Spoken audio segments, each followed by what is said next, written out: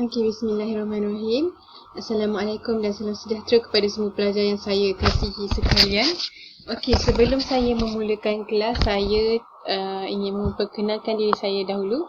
Okey, saya Cikgu Syafiqah yang akan menggantikan Cikgu Fauzia selama 4 bulan bermula daripada hari ini sehingga awal bulan Julai nanti. Okey. Diharapkan semua pelajar sentiasa dalam keadaan sihat dan dilindungi Allah. Okey, saya nak nanti untuk sesi perkenalan diri, saya nak awak semua hantar dekat saya gambar dan juga nama awak. Okey? Okey, so saya nak tunjukkan satu video. Meninggalkan kerjaya sebagai arkitek untuk mencuburi bidang pertanian. Tindakan itu diambil seorang graduan wanita dalam seni bina Universiti Teknologi Mara UiTM kerana percaya bidang pertanian mampu menjana pendapatan lumayan. Fazli Ahmad melaporkan. Pembabitan dalam sektor pertanian bermula dengan kegemaran terhadap sayur organik dan bebas racun serta bahan kimia. Luahan itu dikongsi Nurul Huda Abdul Rahim, ibu kepada 2 cahaya mata yang nekat menyemai sendiri 7 jenis sayur kegemarannya menerusi kaedah hidroponik dan aquaponik. Usaha itu dilakukan atas bidang tanah milik bapanya di Kampung Jeram, Besrah, Kuantan awal tahun lalu. Sayur tak semestinya hidup dan tak semestinya cantik sebab kita tak ada racun. Tapi bila sayur tak cantik tu, kita kena cepat-cepat cari apa kita boleh buat daripada masalah tu. So kalau kita tahu ulat tu datang dari mana, kita kena overcome masalah tu, basmi ulat tu dari awal macam mana. Jadi macam cuaca panas, kita tahu kalau bila cuaca panas, sayur apa kita tak boleh tanam sekarang. Kita tanam sayur lain. So kita kena ada backup planning. Nurul Huda kini sudah mampu tersenyum kerana hasil produk tanamannya sudah menembusi pasar yang terkenal. Selain dijual terus di ladang dengan penyematan harga 30% berbanding pasaran, pembeli berpeluang mendapat nasihat percuma mengenai khasiat tumbuhan dan teknik tanaman. Kita memang ada kelas individu, kelas grouping. Lepas tu kita ada lawatan sambil belajar dari sekolah tadika. So in future maybe kita akan buat piknik petang weekend dekat sini sambil parents, mak-mak boleh tengok sayur belajar. Anak-anak kita akan buat playgroup. Sebenarnya memang kita bercadang nak buat playgroup. So dekat sini kita akan buat cara menanam, kita punya play area kita akan buat macam tu nanti. Katanya beliau mampu memperoleh pendapatan purata RM150 sehari kerana hasil tanamannya laris sepanjang Perintah Kawalan Pergerakan PKP serta pada bulan Ramadan melalui kaedah penyediaan perkhidmatan penghantaran terus dari ladang kepada pembeli di sekitar Kuantan. Cabaran utama dalam sektor pertanian ini ialah cuaca, serangga dan juga pasaran. Untuk menghadapi persaingan dalam pasaran, cabarannya boleh diatasi dengan menghasilkan produk yang berkualiti. Manakala untuk pasaran juga, pengusaha kini mempunyai pelbagai kaedah ia termasuk menerusi medium media sosial. Fazli Ahmad, TV3. Okey. Lepas awak tengok video tadi, awak rasa pertanian adalah apa? Okey, mesti perkataan pertama yang awak akan cakap adalah perniagaan. Okey, pertanian adalah perniagaan. Okey, kenapa saya cakap macam tu? Okey, satu, sebab dia dapat memberi keuntungan kepada petani. Yang pertama sebab dia dapat memenuhi, bukan sahaja dapat memenuhi keperluan sara diri, tapi dapat memberi keuntungan daripada segi kewangan kepada petani. Okey. So, bila kita tengok pertanian, seronok sebenarnya pertanian ni sebenarnya. So, saya nak awak semua enjoy belajar pertanian nanti. Okey? Dengan saya, memang enjoy. Jangan risau. Okey. Dalam pertanian ni, apa benda yang paling penting sekali awak rasa? Apa dia? Okey, pertama, okey, yang kita akan pelajari hari ini iaitu tanah. Okey, tanah yang awak tengok dekat paparan skrin saya ialah tanah. Okey, kita akan pelajari topik tanah. Okey, so hari ini kita akan cover untuk 2 objektif iaitu menyatakan jenis tanah iaitu lom, liat, kelodak pasir dan tanah organik. Okey, yang kedua, menerangkan sifat tanah dari aspek daya memegang air, saiz kumen, rongga udara, saliran dan juga kandungan nutrien. Okey. Okey, so kita masuk kepada tanah di Malaysia. Okey, apa dekat Malaysia ni, kita menggunakan sistem Jabatan Pertanian Amerika Syarikat. Okey, kita gunakan USDA Soil Taxonomy. Okey. Okey, dekat Malaysia ada beberapa kumpulan tanah. Okey, antaranya adalah laterit, tanah beris iaitu tanah pasir lah Okey, kemudian tanah laut, tanah organik. Okey, tanah organik ni dikenali sebagai tanah gambut juga. Okey, kita teruskan lagi.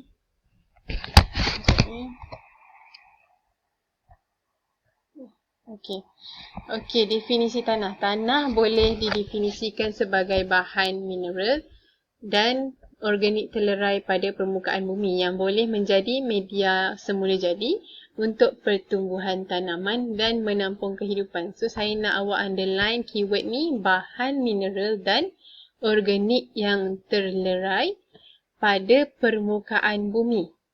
Okey, yang boleh menjadi media semula jadi. Okey, yang ni awak highlight dulu, bahan mineral dan organik yang terlerai. Alright, kena ingat keyword ni. Okey. Kemudian tanah ni terdapat dan terbentuk daripada proses luluh hawa semenjak berjuta-juta tahun dahulu. Saya pasti awak semua dah tahu apa itu proses luluh hawa. Okey, proses luluh hawa ni terbentuk disebabkan 5 faktor pembentukan tanah iaitu masa, organisma, iklim, topografi dan juga bahan induk. Okey, kita teruskan dengan Okey, profil tanah. Okey dia. Okey. Daripada profil tanah ni kita tengok yang paling bawah sekali adalah lapisan batuan induk, kemudian lapisan bawah, lapisan tengah dan lapisan atas. Okey. Lapisan batuan induk ni adalah bahan induk tanah yang mengalami sedikit sekali proses luluh hawa. Okey. Okey. Tanah bawah, dia berada di bawah tanah atas dan kurang terluluh hawa berbanding tanah atas. Okey, kalau tanah atas ni biasanya tanah yang kita gunakan untuk penanaman. Biasanya lah. Okey, tanah atas. Okey, tanah bawah ni tidak digunakan untuk penanaman. Dia tidak sesuai. Okey. Tanah lebih padat dan keras menghalang pertumbuhan akar. Sebab itu saya cakap dia tidak sesuai untuk penanaman. Okey, kemudian pengaliran air pun agak kurang disebabkan dia terlalu padat. Okey, tanah berwarna cerah mengandungi bahan terkumpul seperti mineral lempung yang terlarut resap daripada lapisan atas. Hanya sedikit sahaja organisma tanah yang tinggal kat sini. Okey. Kalau lapisan atas, okey, lapisan ini merupakan bahan induk yang paling terluluh hawa. Jadi, dia punya tekstur tanah tu lebih baik untuk penanaman. Okey. Dia mengandungi mineral, nutrien dan bahan organik. Terdapat sisa tumbuhan dan juga haiwan. Okey, ketebalan 150 mm merupakan lapisan yang paling subur. Okey. Ada satu lapisan yang kita akan rasa yang tu paling subur untuk penanaman. Okey. Okey, nanti bila awak dah masuk kepada topik-topik yang seterusnya, awak akan kenal dengan jenis tanah yang baik. Okey. So, biasanya akan berwarna gelap lah tanah yang baik untuk penanaman. Kemudian akar dapat tumbuh dengan baik dan tempat tinggal organisma tanah. Okey. Untuk bahan organik pula, dia mempunyai bahan organik yang terhasil daripada perebutan haiwan dan juga tumbuhan. Okey. Ingat bahan organik ni daripada perebutan haiwan dan juga tumbuhan. Okey, kita teruskan dengan komponen tanah. Okey, kalau awak tengok dekat buku teks muka surat 9. Okey. Muka surat 9. Okey. Okey, yang pertama, apa dia? Bahan organik 5%. Awak kena ingat ni memang akan masuk dalam exam. Okey. Akan ditanya dalam exam SPM nanti. Kemungkinan. Sebab tu saya nak awak tolong ingat berapa persen ni awak boleh hitung, okey. Kalau air dengan udara 25%. Okey. 25 dan 50. Okey, tinggal pula okey, bahan organik mestilah kita ingat yang paling sedikit. So kita ingat 5. Okey. Okey, kemudian bahan mineral pula. Kalau dah ini kita dah tahu, ketika ini kita dah tahulah berapa persen untuk bahan mineral. Okey, saya tak suruh awak, saya taklah tekan awak untuk hafal persen-persen ni, tapi boleh jadi ni akan masuk untuk exam awak nanti. Okey. Kemudian, okey, saya nak teruskan dengan bahan organik. Okey, bahan organik ni okey, terhasil daripada perebutan sisa tumbuhan dan juga haiwan. Okey, dia adalah bahan organik yang terurai yang menjadi humus, membekalkan nutrien untuk tumbuhan, membantu membaiki sifat tanah. Okey. Contohnya macam, kenapa saya cakap dia membantu membaiki sifat tanah? Contohlah,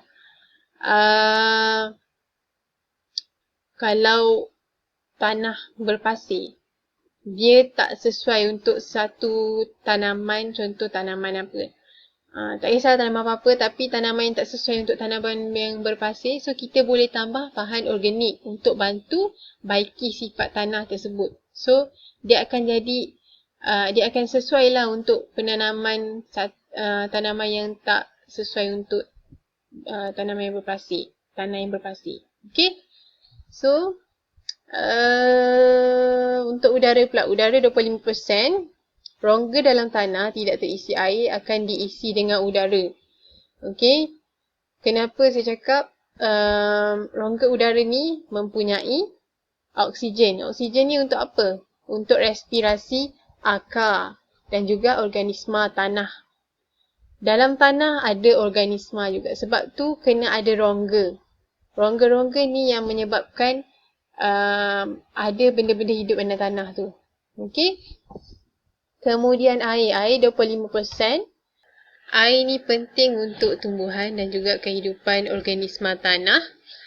Okey, kelebihan dan kekurangan air boleh memberi kesan buruk kepada tanah dan juga tumbuhan. Okey, lepas ni awak akan tahu kenapa saya cakap macam tu. Kelebihan dan kekurangan air boleh memberikan kesan yang buruk kepada tanah tumbuhan. Okey, kita akan teruskan dengan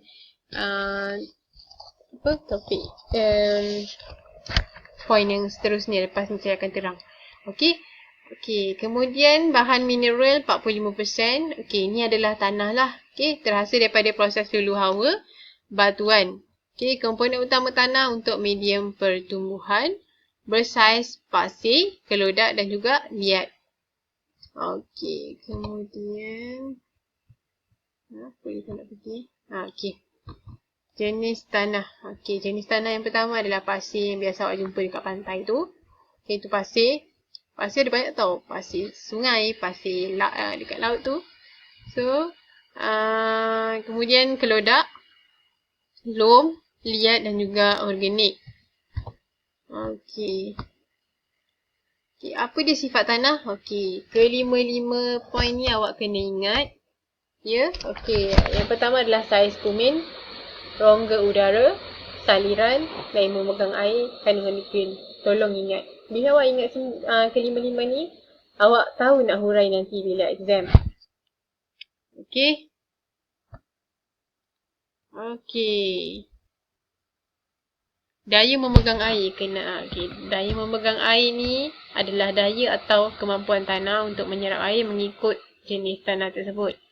Okey, apabila liang mikro banyak, maka daya pegangan air adalah tinggi. Okey, apa dia mikro, apa dia makro? Yang ni nanti saya akan terangkan dengan lebih jelas lagi, tapi liang mikro ni awak kena faham dia adalah liang yang kecil sedikit. Kalau liang makro, liang yang besar. Okey, kalau liang mikro ni banyak dekat dalam tanah, maka daya pegangan air tu akan tinggi. Okay, sebab apa saya cakap macam tu? Awak buka nanti, awak buka muka surat 11 untuk penerangan daya pegangan air. Okey, dia cakap terdapat liang mikro dan makro yang boleh mengalirkan air. Air dipegang kuat oleh liang mikro berbanding liang makro. Sebab tu saya cakap untuk daya memegang air ni biasanya, okey, saya bagi contoh Okey, tanah liat. Tanah liat dia punya liang mikro lebih banyak. Kalau tanah pasir, okey ni tanah liat, dia punya liang mikro lebih banyak. Jadi daya pegangan air dia tinggi. Dia pegang air tinggi. Sebab tu air kurang mengalir ke bawah. Okey, kalau tanah pasir, awak tengok kat sini tanah pasir, dia punya daya pegangan air rendah. Sebab apa? Liang mikro dia sedikit. Sebab tu dia tak boleh pegang air dengan kuat. So daya pegangan air dia rendah. Okey. Okey, tanah lom dia sederhana lah. Tadi. Ni tanah lom sederhana. Okey, so apabila liang mikro ni banyak, maka daya pegangan air adalah tinggi. Okey, kita teruskan dengan rongga udara. Okey, rongga udara terdapat di antara kumin-kumin tanah dan juga akar tumbuhan. Kenapa pentingnya rongga udara ni? Untuk mengalirkan oksigen supaya respirasi akar boleh berlaku. Okey, kemudian saliran. Okey, kita tengok saliran. Okey, saliran adalah pergerakan air ke dalam tanah. Ruang di dalam tanah membolehkan air meresap dan mengalir ke dalam tanah. Air mengalir ke dalam tanah melalui liang makro. Okey, tadi saya cakap tanah liat dia banyak liang mikro kan. Jadi dan juga tanah pasir dia banyak liang makro. Kenapa banyak liang makro? Okey, awak tengok dia punya saliran Saliran dia lebih jauh lebih baik daripada saliran tanah lom dan juga tanah liat. So dia boleh mengalirkan air dengan lebih cepat sebab dia punya liang makro tu banyak. Okey. Kemudian awak kalau nak ingat untuk poin saliran ni, awak ingat tanah berpasir lah. Dia punya liang makro banyak, so dia boleh mengalirkan air dengan cepat. Okey, kandungan nutrien. Nutrien makro diperlukan dalam jumlah yang banyak bagi pertumbuhan daun, bunga dan buah. Okey, apa maksud makro? Makro diperlukan dalam jumlah yang banyak. Kalau mikro sedikit sahaja. Okey, sedikit. So nutrien mikro diperlukan dalam jumlah yang sedikit bagi pertumbuhan akar dan juga pembekalan nutrien. Okey. Okey, kita masuk kepada sifat tanah lom. Okey, kita tengok tanah lom, dia punya daya memegang air dia sederhana. Okey, awak tengok muka surat. Kalau dalam buku teks awak nak baca lebih lagi, awak buka muka surat 14 lah nanti. Okey, tanah lom ni dia mempunyai sifat fizikal yang bersesuaian untuk penanaman. Okey, dia sebab apa? Sebab dia ada kandungan pasir, kelodak dan lempung yang seimbang. Sebab tu dia sesuai untuk penanaman. Okey, daya memegang air dia adalah sederhana. Okey, rongga udara dia pula sederhana. Tak besar sangat, tak kecil sangat. So, dia mengalirkan air dengan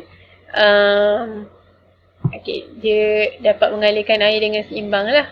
Okey, tak terlalu macam pasir straight, macam dia keluar terus banyak kan. Kalau lom dia boleh pegang lagi air tu.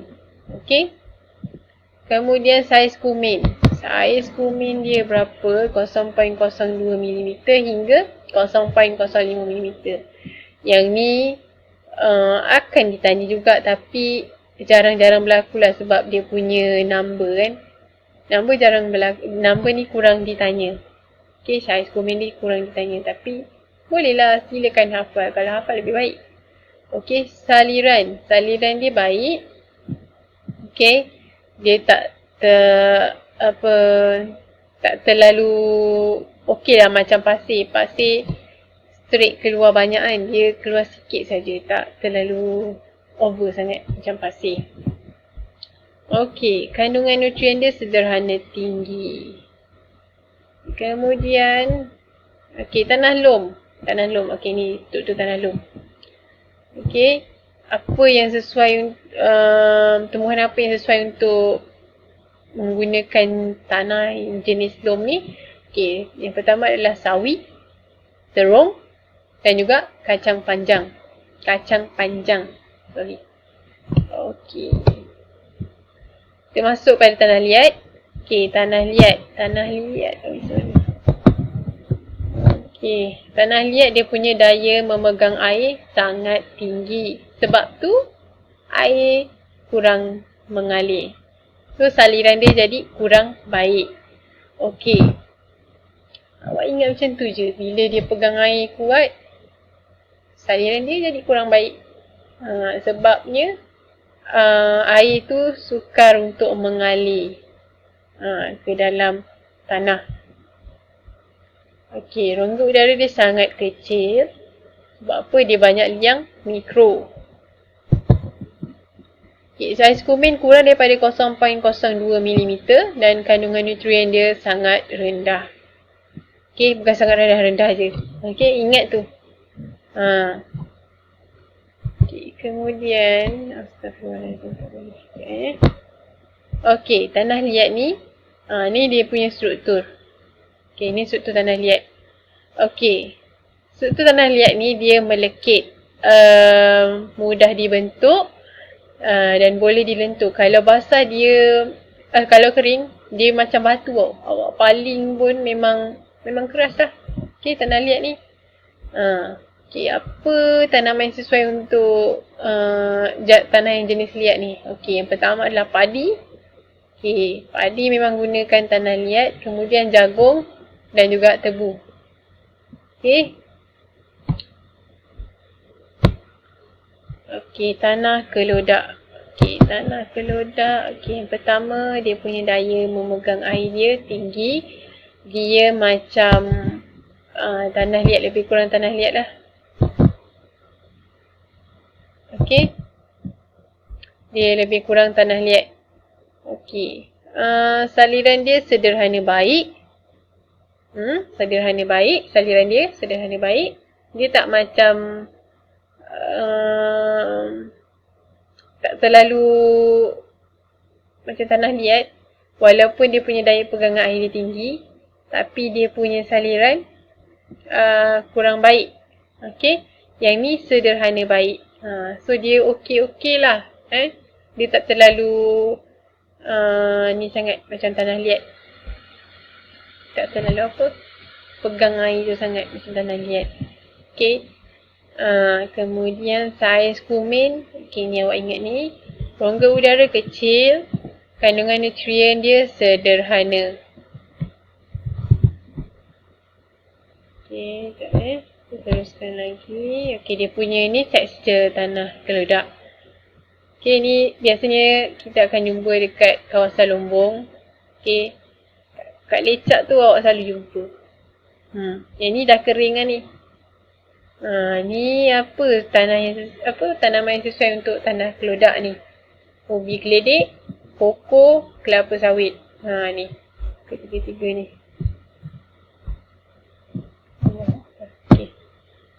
Okay, tanah jenis pasir pula. Okay, tanah jenis pasir. Dia punya daya pegangan air dia rendah. Okay, kita tahu tadi.